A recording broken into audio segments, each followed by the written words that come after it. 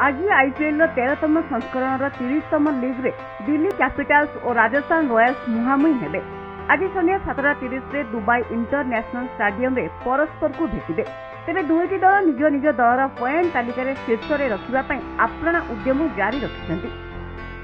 Steven Smith को Rajasthan Royals 7टी match 3टी विजय और 4टी पराजय सह 6 पॉइंट हासिल करिछि।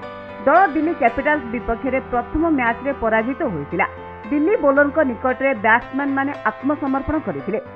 ओपनिंग रे जेम्स बटलर प्रभावी प्रदर्शन करिबारे विफल होइछन्ति। मध्य क्रम रे स्टीव स्मिथ और संजू सैमसन प्रथम दुईटी मैच पर तांकर फॉर्म हराइछन्ति। रबिन उथापा से भली प्रदर्शन करिबारे विफल होइछन्ति।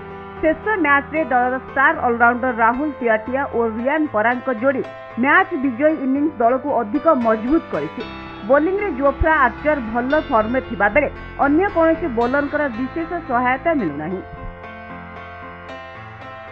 चलित आईपीएल रे द्वितीय पर्यायर एक गुरुत्वपूर्ण लीग रे आज राजस्थान रॉयल्स को भेटिबो दिल्ली कैपिटल्स। प्रथम पर्यायर रे कैपिटल्स 46 रन रे रॉयल को परास्त करिथिला।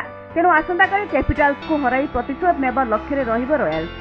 गत सप्ताह रे खेलाଯାଇଥିବା कैपिटल रॉयल्स मैच एक तरफा होइतिला। दिल्ली कैपिटल्स प्रथम बैटिंग करी 8 ओवर रे 184 रन करितिला। एहार जवाब रे रॉयल्स 19.4 ओवर रे 138 रन करी ऑल आउट होइतिला। दिल्ली कैपिटल्स दल पूर्व मैच रे डिफेंडिंग चैंपियन मुंबई इंडियंस निकटरू हारी जाइतिला।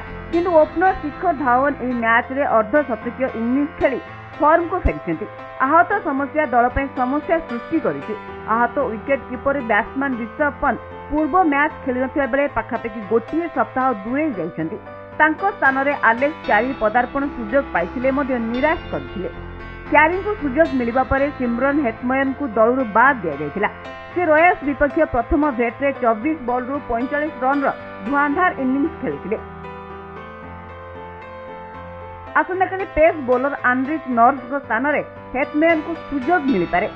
ऑलराउंडर मार्क ट्वेन्स दलर ट्रम्प कार्ड साजिछन्ति। से उभय बोलिंग और बैटिंग रे समस्त को प्रभावित करिछन्ति।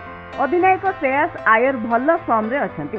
बोलिंग विभाग स्पिनर रविचंद्र अश्विन, अक्षर पटेल एवं पेस बोलर कागिसो राबान का प्रदर्शन प्रशंसनीय रही। आसंताकाली कैपिटल्स बैट्समैन को सामना रे रॉयल्स बोलर को असल परीक्षा हेबो। आसंता नजर पकाइबा गतकालीर मैच उपरे। लगातार खराब प्रदर्शन पर महेंद्र सिंह धोनी को नेतृत्वाधीन Chennai Super Kings winning track को फेरी। मंगलवार आईपीएल 29 मुकाबला रे चेन्नई सुपर किंग्स 20 रन रे सनराइजर्स हैदराबाद को परास्त करिछि। चेन्नई टीम प्रथमे बैटिंग करी 6 विकेट रे 167 रन करितिला।